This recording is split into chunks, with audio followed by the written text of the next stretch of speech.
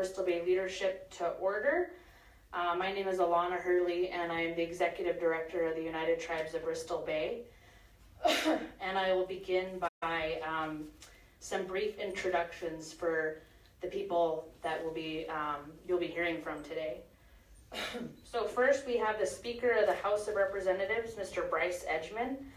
Representative Bryce Edgman is currently Speaker of the Alaska State House.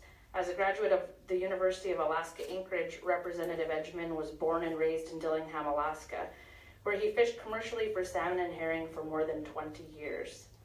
We also have Mr. Norm Van Vactor, the CEO and President of the Bristol Bay Economic Development Corporation.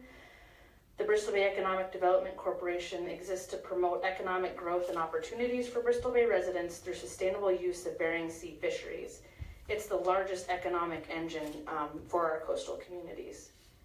We also have Mr. Robin Samuelson. Robin is a lifelong resident of Bristol Bay, subsistence and commercial fisherman, Chilliwack Tribal Chief, Executive Board Member of Nunamta-Aulukstai, Bristol Bay Native Corporation Board Member, and Chairman of the Board of Bristol Bay Economic Development Corporation.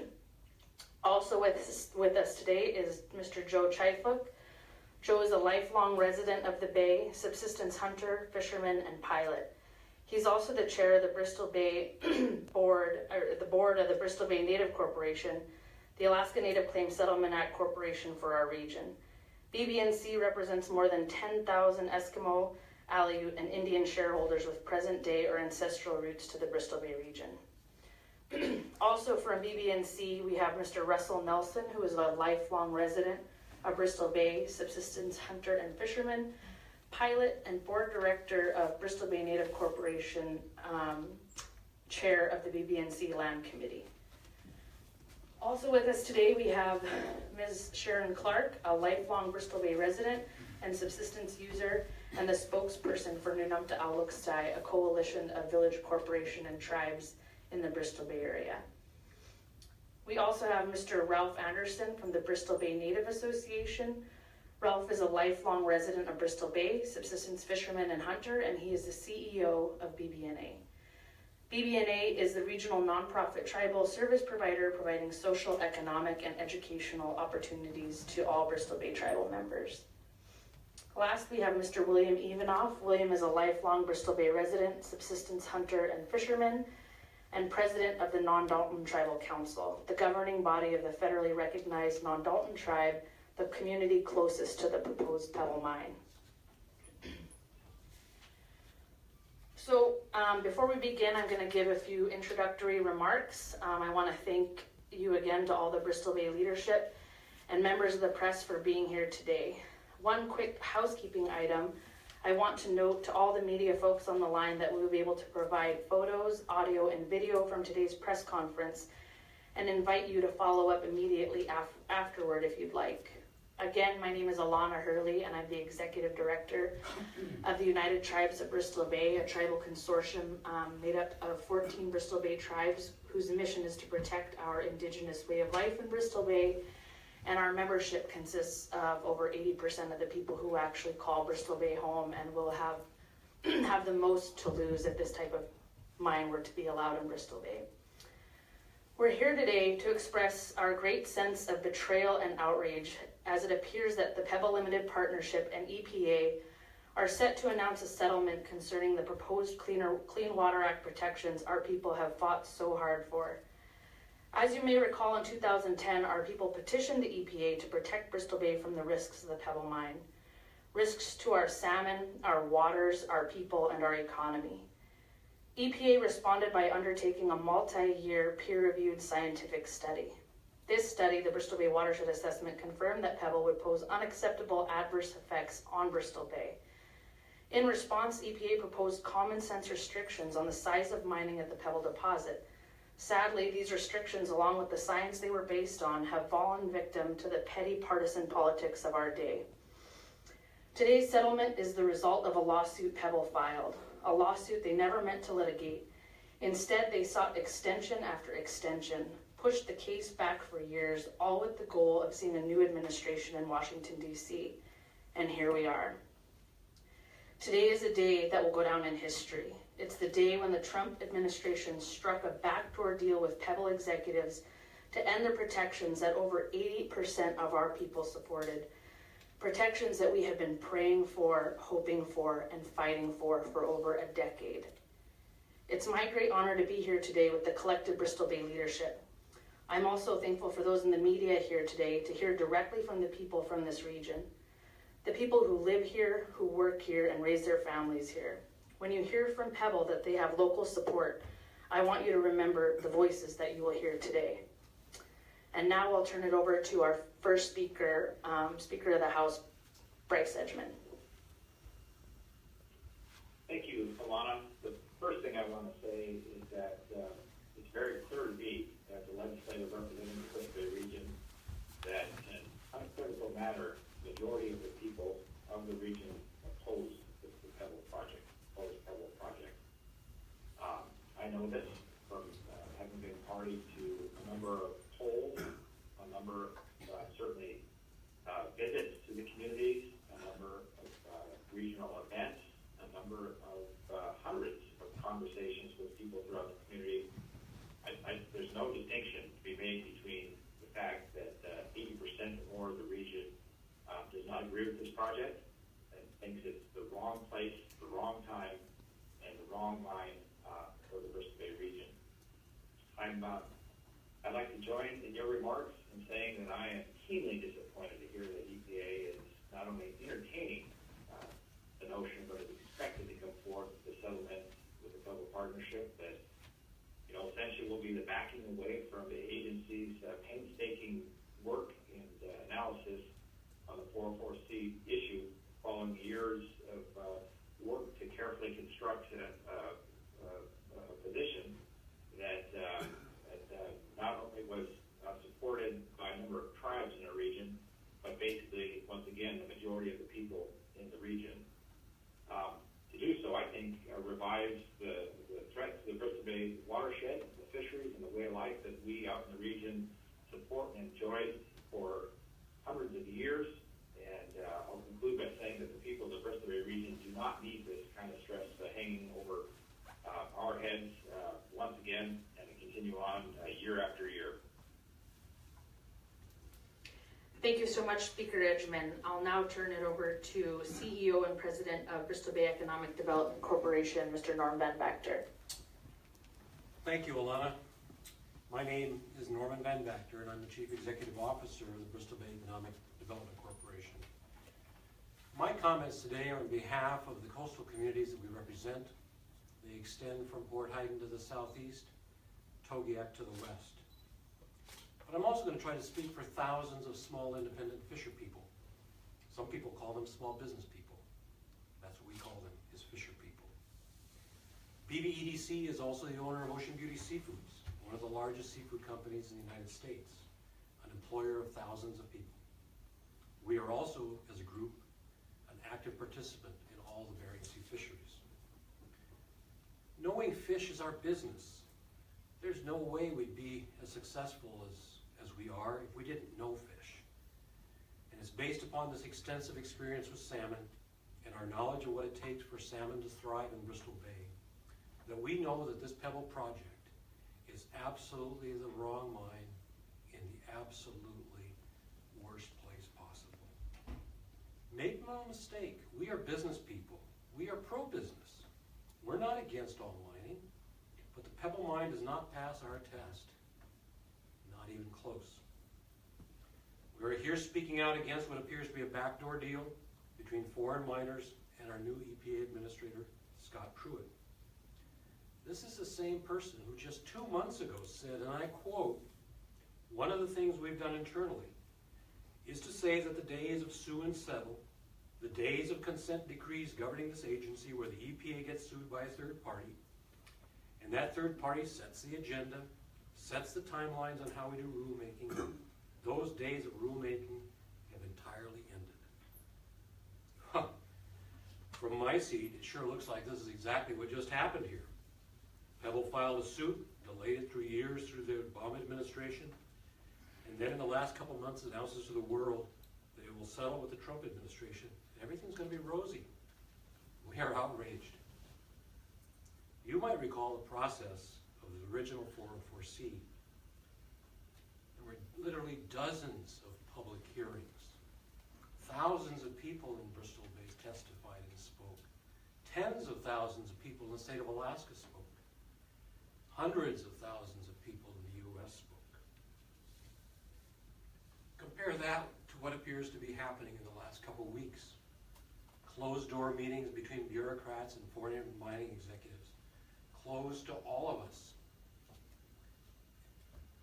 and possibly a decision that will affect our livelihoods and our homes.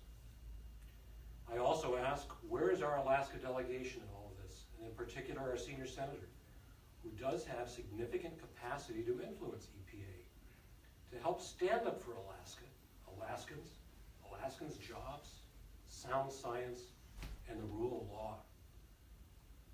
This is a Bristol Bay issue, a state issue, a federal issue, and a wild salmon renewable resource that is a world treasure. We stand shoulder to shoulder with the rest of our friends and neighbors to protect this incredible resource, to sound the trumpet call. And make no mistake, we have just begun to fight. Thank you, Norm, very much for your remarks. Right now we're going to hear from Mr. Robin Samuelson. Thank you, Alana. Being a resident of Bristol Bay, I remember when the high seas Japanese drift fleet came in and decimated our runs. We used to have very healthy salmon runs, and commercial fishing was shut down. The runs were non-sustainable. A group of us went to the United Nations and demanded that a 200-mile limit be put into place. That 200-mile limit was put in place, and now we enjoy runs of 50 million sockeye or 45 million. Our people are thriving in the commercial fishery that we have. Our subsistence users' needs are being met. Today we have Pebble Mine. We thought that the federal government would treat us fairly. They did not give us any preferential treatment in any of our meetings. They came out with a ruling, and we thought we'd move forward and continue our fight with Pebble. But under the President Trump administration, as Mr. Van Vactory alluded to, there's been backroom dealings. We will continue to fight Pebble for as long as Pebble wants to build a mine in Bristol Bay. I'm 66 years old, and I will give it my last breath. Come here. My two grandsons here, who both testified in Washington, D.C. When I'm gone, they're going to be stronger than Grandpa ever was fighting against Pebble. And their kids are going to fight Pebble. We in Bristol Bay will never give up. I want to personally thank the people that have supported us in Bristol Bay, the millions of people that wrote comments. I wonder how they feel today with the government turning their back for an outside foreign mining company to come in. Pebble, let's get it on. We are going to win in Bristol Bay. Thank you. Thank you, Robin. I'll now turn it over to the chairman of the Bristol Bay Native Corporation, Mr. Joe Chickluk. Good afternoon, folks. As mentioned, my name is Joe Chickluk, chairman of BBNC board. And as mentioned by Alana, Bristol Bay Native Corporation is a regional corporation for Bristol Bay. Bristol Bay Regional Corporation generates between $1.5 and $2 billion annually, and we own more than 3 million acres of land in Bristol Bay, making us the largest private landowner in the region. Bristol Bay Native shareholders have enjoyed a thriving salmon-based culture and subsistence way of life in Bristol Bay for thousands of years. If you look at the BBNC logo, you know that salmon's a part of who we are and part of our BBNC organization. BBNC and its 10,000 plus shareholders and our 4,100 plus employees support responsible resource development, but we define it as development that is fiscally, environmentally, and socially sustainable, and that serves the long-term interests of our people, our region, and our businesses. BBNC does not support projects that present unacceptable risks to the region's fisheries and other important resources. We call this our Fish First policy. After careful study, BBNC made a decision in December of 2009 to oppose a proposed pebble mine because of the risks it proposes to the wild salmon fisheries and other game resources that are cultural and economic foundation of our region. Therefore, we petitioned EPA for help shortly after in 2010. For more than a decade now, pebble has created stress and uncertainty among our people and our businesses.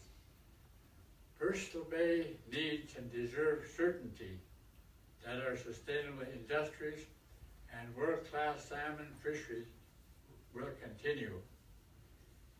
Any settlement between EPA and Pebble at this time moves us further away from that potential result. For our part, BBNC is pursuing sustainable economic development throughout our region, such as significant investments we have made in tourism, petroleum distribution, and we have also invested within the region with our business owners. A salmon-based economy drives this region to sustainable industries that are the economic future for the region. And this is no place, and I repeat, this is no place for a mine that risks all that we have and all that we will continue to work for. Therefore, I am proud today to sit here and, if possible, to stand with the other Bristol Bay representatives and organizations that are here today, and I want to express to you all, salmon first, pebble never. Thank you. Thank you very much, Joe. And to add to Chairman Treichlick's remarks, we have the BBNC Chair of the Land Committee, Mr. Russell Nelson. Thank you, Alana. Again, my name is Russell Nelson. I am a lifelong resident of Bristol Bay and a subsistence hunter and fisherman and a pilot. I'm on the board of directors of the Bristol Bay Native Corporation and the chairman of its land committee. Learning that a foreign mining company is making a deal with the EPA behind closed doors to the detriment to the local people is not right. Bristol Bay is overwhelmingly opposed to the Pebble Mine. Whether residents are Republican, Democrats, or Independents, Alaska Natives or other ethnic background, commercial or sports fishermen, or a subsistence person, the majority of the people of Bristol Bay and even the state of Alaska are opposed to the development of the Pebble Mine. EPA was invited to Bristol Bay by the people of the Bay, and their years of long science process that they conducted confirmed what we already knew, that the proposed Pebble Mine represents a huge risk to our salmon, to our people, our jobs, and our economy. And if the Trump EPA abandons that science and our people here in Bristol Bay, all Americans are at risk. In that sense, this is a fight for the future of Bristol Bay, for all Alaska Native people, and indeed for all Americans. And make no mistake, the people of Bristol Bay are unified and we're strong. And we will continue to fight to protect this awesome place that we call home. Thank you. Thank you, Russell. Next up, we have Sharon Clark, the spokesperson for Nunamta Aulukstay. My name is Sharon Clark. I represent Nunamta, 10 village corporations and 11 tribal governments.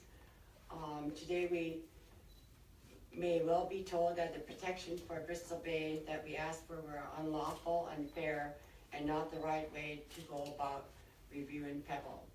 We will hear lots of talk about reeling in and out of control with federal agencies.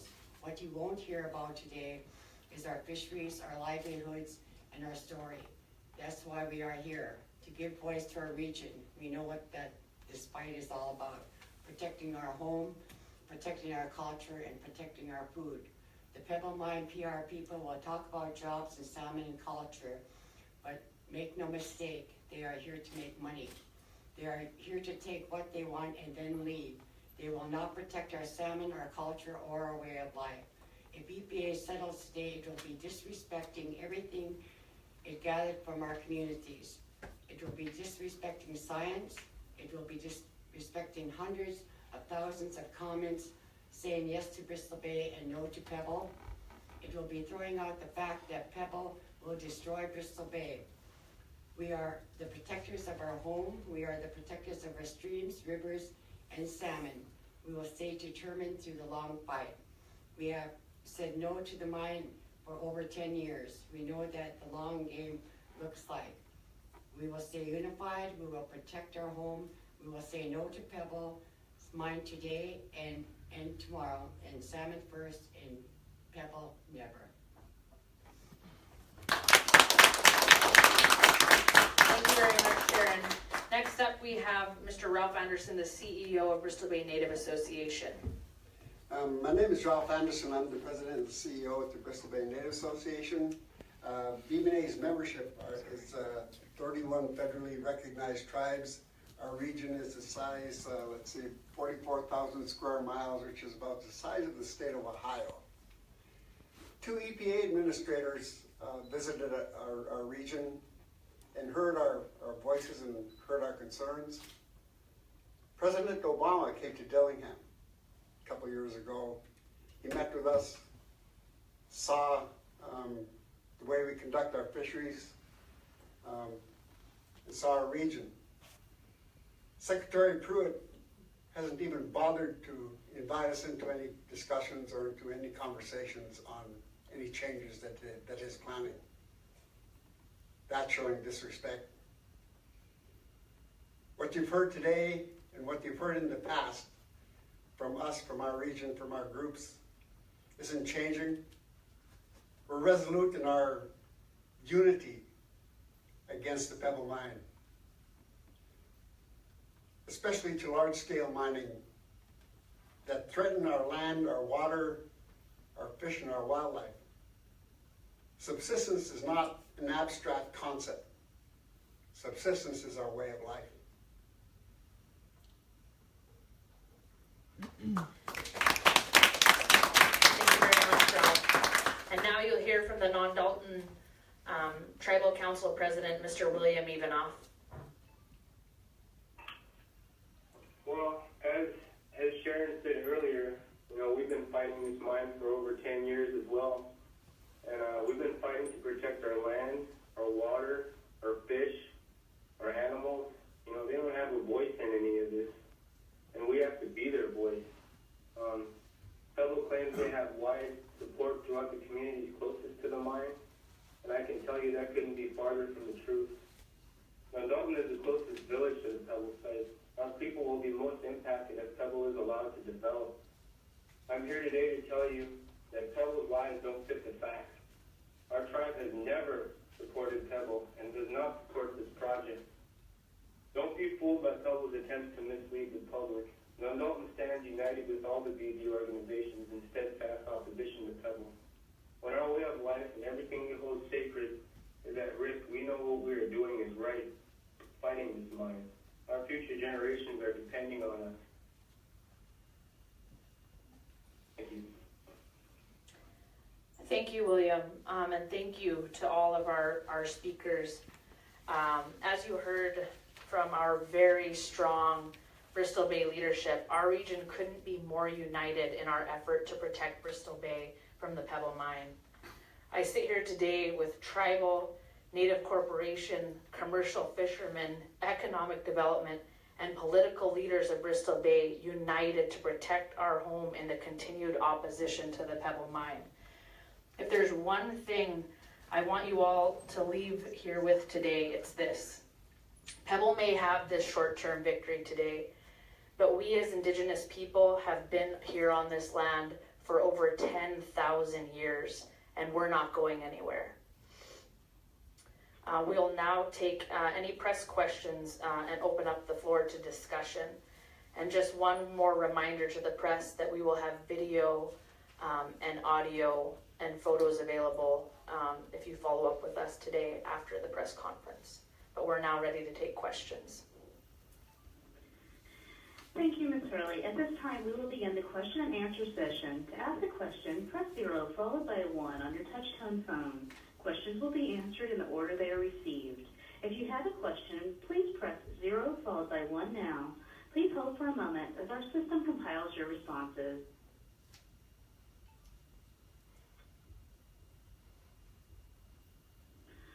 Our first question comes from Becky. Please go ahead, Becky. Good afternoon. This is Becky Bohr with the Associated Press. I'm not sure who this would be best directed toward, but if EPA backs down on the process it laid out for protections, then the next line of defense, it seems, would be the state. And I'm wondering thoughts that you all might have on the state's ability through its current processes to be able to handle permitting, to be able to handle oversight of a project like this and ensure that there's environmental integrity.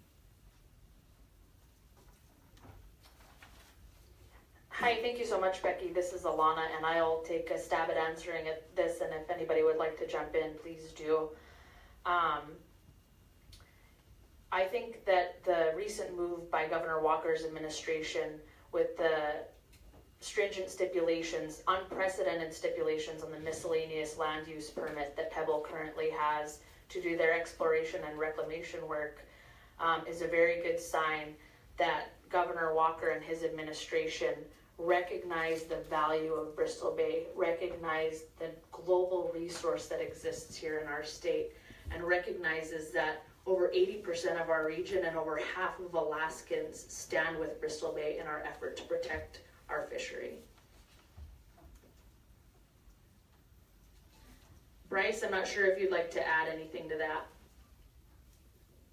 Speaker Edgman.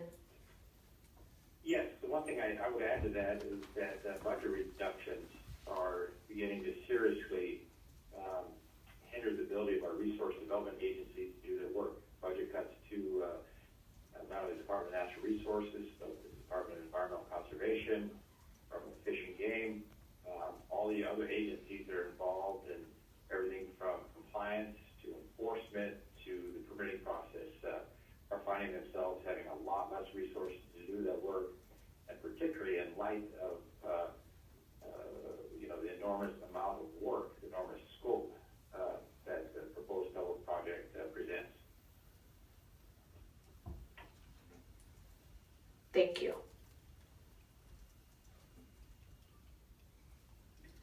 Our next question comes from Alex.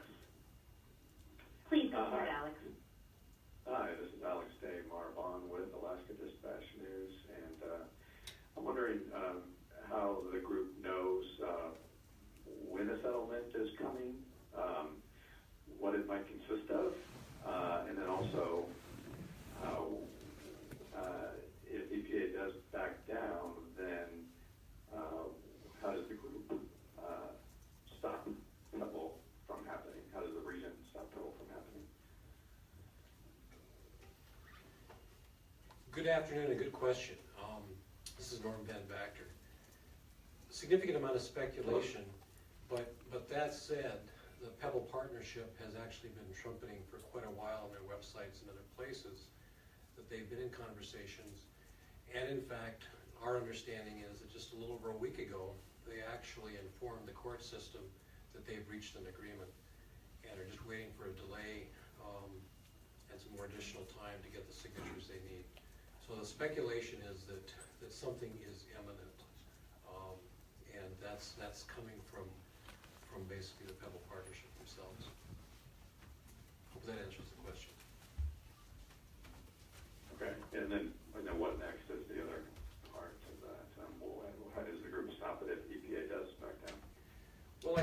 obviously, until we actually see the final decision, it's open-ended as to what our next course of action is going to be. But it's going to be multifaceted. I'm sure there's going to be legal challenges, taking to the streets, standing in front of bulldozers. Our response is, again, going to be multifaceted. So you're willing to stand in front of bulldozers and lie down in front of bulldozers yourself? Yes, sir. And you think a lot of other people are too? I believe so.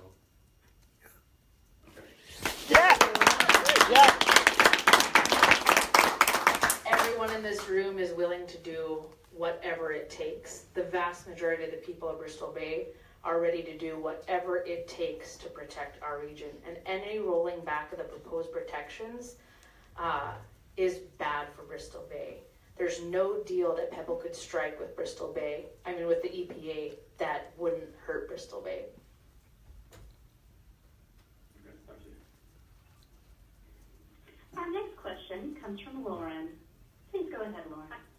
Hi, it's Lauren Maxwell from KTVA. You may have just answered this with your last statement, but I'm just curious. Pebble is talking about possibly scaling back their footprint, perhaps having a smaller mine in the proposal in the future. And I'm just wondering, is there any Pebble mine that would be acceptable?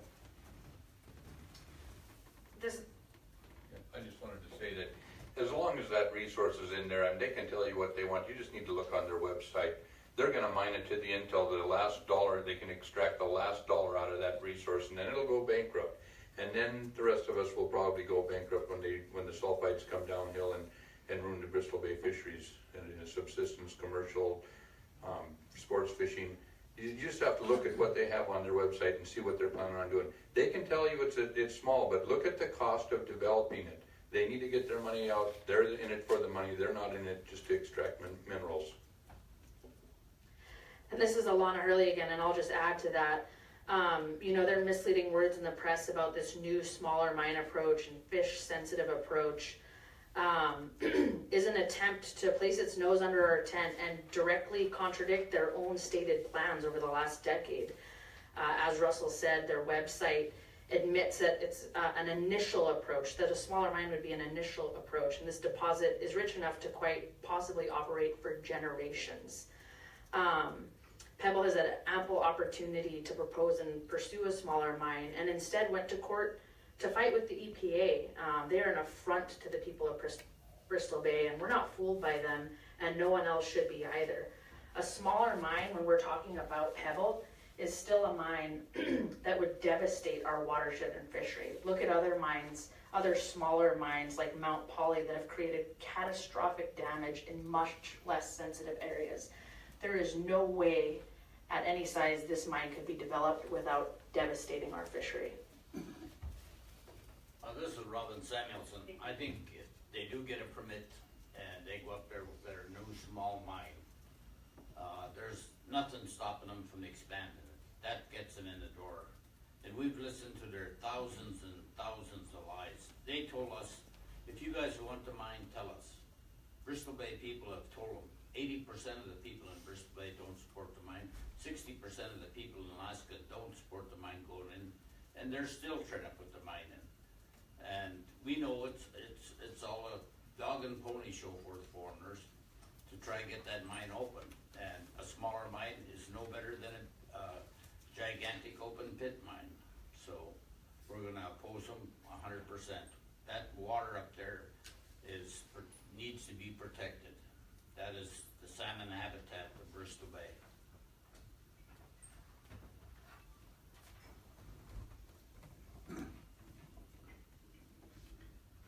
Our next question comes from Patrick. Please go ahead, Patrick. What up? This is Boyd 12, Stockwoods official reporter. I just have a quick question. If there's anything that Pebble could offer, if there was like a guaranteed alleviated risk for your fishing, would that suffice in you guys allowing us to do some kind of line? It just seems like, with the last current economy, the state really needs an opportunity like this to survive, really. Also, there was that big oil spill in China that's coming towards your coast as well, which actually has been, I read that it was proven that is even a greater threat than anything the Pebble Mine could provide. So if you have any comments on that, I'd appreciate an answer.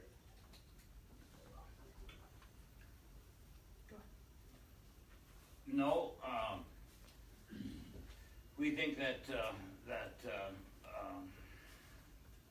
if they're allowed in, they're gonna do significant damage to our water streams. We have different columns of water between the Kwijak and the Nushigak, and it's flowing back and forth both directions. And Ted Stevens said, I'm not against mining, but that mine is definitely in the wrong place. And Ted Stevens spent a lot of time out here. And any news reporters that want to go up there, come on over and go walk the site. You'd be sinking up to your waist in wetlands up there. It's not a place to put a mine, and we're not willing to trade off jobs. We have a pebble mine. It's called the salmon and sockeye fishery in Bristol Bay. We already have employment in that area.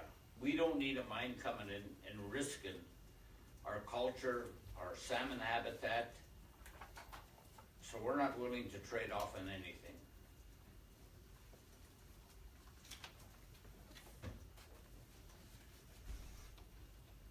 Thank you, Robin. And just to add to that, 100%, the people around this table do not think that any type of pebble mine development will be safe for Bristol Bay. We cannot change the type, we cannot change the size of this deposit, the fact that it's a low-grade deposit, and we cannot change the fact that it is in one of the most sensitive areas on the planet. This is the wrong place, wrong size, wrong type. And Bristol Bay will never support any type of pebble development. I have one more thing to add is you have to look at the geology and what is in that mine. It's a really high in sulfides, and I don't know if you know what fool's gold is, but it's called pyrite, and it's made of iron and sulfur. And when you start opening up that mine and opening up this iron and sulfur and the pyrite, and water and oxygen get into it, the iron will oxidize out of it, and it leaves you the sulfur, which is toxic, makes a toxic soup. Heavy metals will be dissolved in it. That stuff's going to come downstream at some point in time. The same people that were designing the tailings dam were Eisenholt, or anyway, they were designing the earthen dam for Pebble. And when that stuff eventually fails and comes downstream, it's going to ruin Bristol Bay salmon. I don't care if you make a small mine or a big mine. You're opening up the hole. You're opening up the access to the sulfides, and we're in trouble. So no size, it won't work. Okay, our next question comes from Alex. Please go ahead, Alex. Yeah, this is Alex Damar again from Alaska Dispatch News. The first thing I'm wondering, was that Russell Nelson who just spoke at that? Yes, I'm sorry. Trying to do voice recognition over here in some cases, so identification is helpful. And then, just curious, the April 27th letter, which I think some of you signed, hand-delivered to Scott Pruitt. Did Lisa Murkowski actually hand-deliver that, as the letter suggests? Alex, Norman Van Vactor. Yes, Senator Murkowski did hand-deliver the letter for us. Okay, thanks.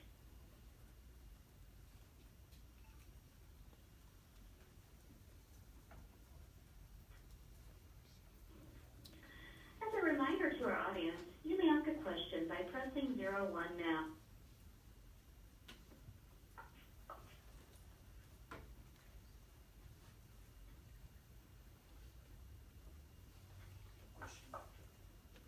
This is Alex. Anyone hear me? Yes, we can hear you, Alex. Alex, you are live. Yeah, okay. Just wondering, I think this might be my last question here, but can anyone elaborate on, what Lisa Murkowski is not doing? And, of course, our other members of our delegation, but Lisa was mentioned earlier, so. Alex and Norman Van Vactor again. I was the one that brought up our esteemed senators, so probably appropriate that I respond as well. Again, just to reiterate, our understanding is that Senator Murkowski did hand-deliver the letter to Administrator Pruitt. What we don't know is whether she supports the letter and stands with us on this issue and subject. She has been sympathetic. She has given us her ear, but we would like her to take a stand, and we would like her to take a position on it. And not just Senator Murkowski, obviously, but our entire federal delegation. We would like them to stand with their fellow Alaskans in what we believe is the right thing. I believe you got a second part to that question, Alex. What was that again? Oh, maybe not. I think you answered what I wanted to know, but I'm wondering if it sounds like Mr. Pruitt also did not get back to that letter, did not respond to it at all, and in fact has given there's been no communication from him, as was said earlier. That's right, so he hasn't responded to that letter. That is correct. Okay. We've had zero response. And again, as you heard, I think from several of us, that's been a huge part of our frustration. You know, we had this huge open public process through the ongoing 404C process that has literally taken years with thousands and thousands of testimony and public input. And now here in a matter of weeks or short months, behind closed doors, he's negotiating with a foreign mining company and not letting us in on the conversations. All right, thank you. You bet. This is Alana Hurley again, and before we take another question, I just want to reiterate to the press on the phone and in the room that we're here today because Pebble must file with the court today. The deadline is today, and there is a likely settlement that they've discussed in the last week. And we can send reporters the filing as a follow-up today when we see it. And with that, I think we had a question in the room. Good afternoon, Dave Bennier with KDLG News. I guess I'd just ask that Pebble is going to say that this has been a highly unusual situation they've been involved, that the EPA has taken here. Do you have reason to believe that if this goes away and they start the normal NEPA process for permitting, that that's not good enough to protect against the development of the mine? In other words, if they start the same process that they say everybody else goes through, is the Federal Corps of Engineers, EPA, Clean Water Act not good enough to protect Bristol Bay?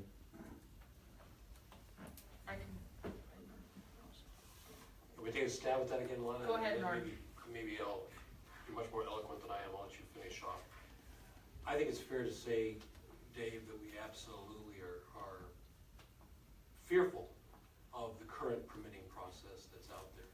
We don't think it's sufficient. But that said, here we are going into a decade now, and we haven't even seen their mining plan or their application. I think all one has to do again is look at the other things that are happening under the current administration. I mean, just in the last week, we've heard of the firing of all the scientists. So, where is their credibility? Where is the basis for this adjudication going to come from? So, have we lost trust? I think that's probably very fair to say we absolutely have. And that's why at the end of the day, it was the region and tribes and communities who reached out to EPA to do a watershed assessment, because we felt there was just too much information that was out there that was unknown and unqualified and unsubstantiated. Thank you, Norman. This is Alana, and I'll just add to that and echo that we have been waiting for a company who has been promising Bristol Bay that they will apply for permits since 2006. Nothing to this day is stopping them from applying for those permits. They have been waiting for a favorable political administration, and we are not okay with that, and we do not want to see Bristol Bay put at risk, and we do not think, as we didn't when we asked EPA to take proactive action to protect Bristol Bay, that it should even be considered.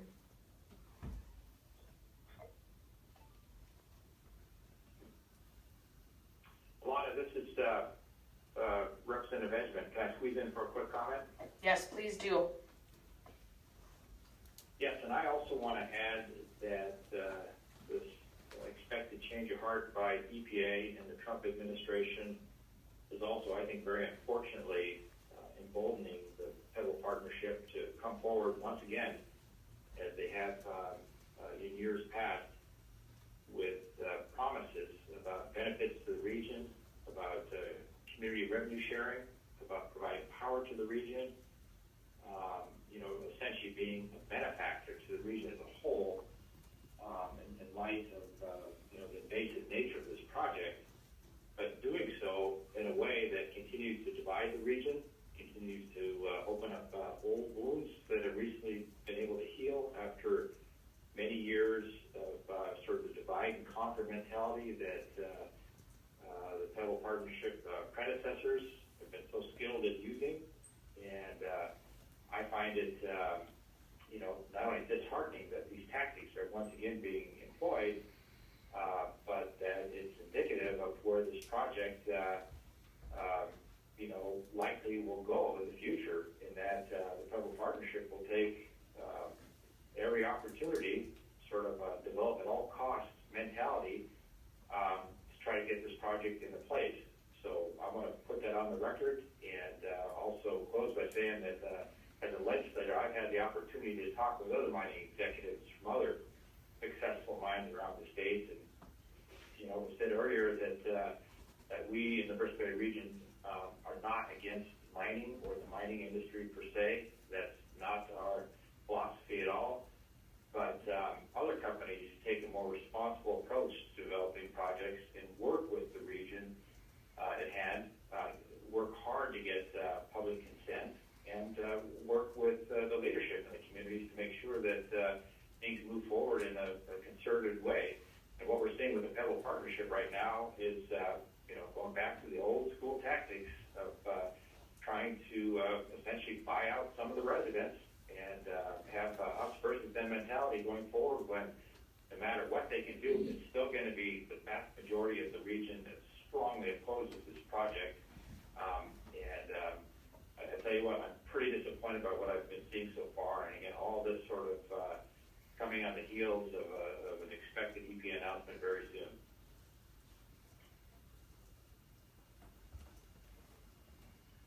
Thank you, Bryce. Ms. Hurley, I apologize. There are no further telephonic questions at this time. Thank you, and it looks like we have one more question from Dave Benninger, KDLG, in the room. Just kind of a follow-up to Speaker Edgman's comment there that this division, I know that there are people in the region who support the mine, and I wouldn't expect to see them here, but there is one person that probably would have been here a week ago and is no longer the former executive director of NUNAMTA. We understand might be joining this advisory committee. I think that idea met with resistance, but I would just ask the group here, are any of you considering doing the same, or do you have thoughts on Kim perhaps taking the battle to the inside with this advisory committee that you could share?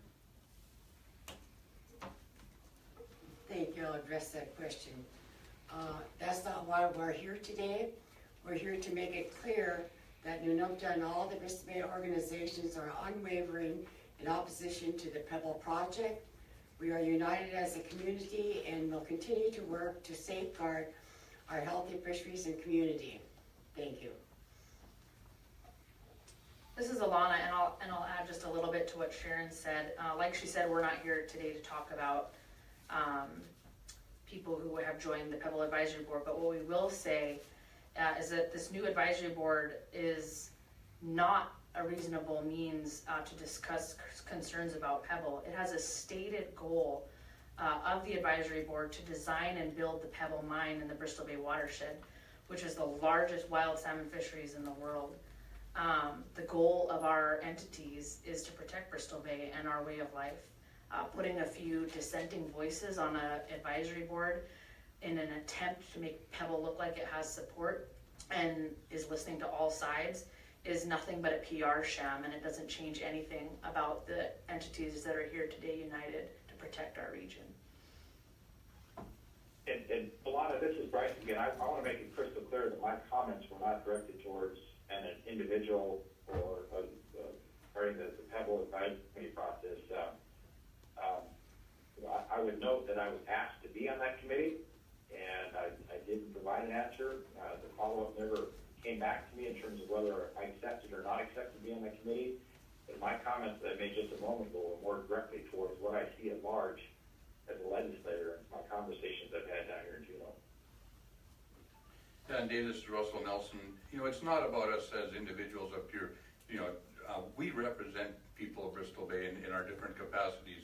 And it's about what our people and the people we represent want. And it's got nothing to do with us, any of us as individuals. I'll be more blunt, Dave, in response to your question. Over my dead body, I guess right there standing in front of that bulldozer.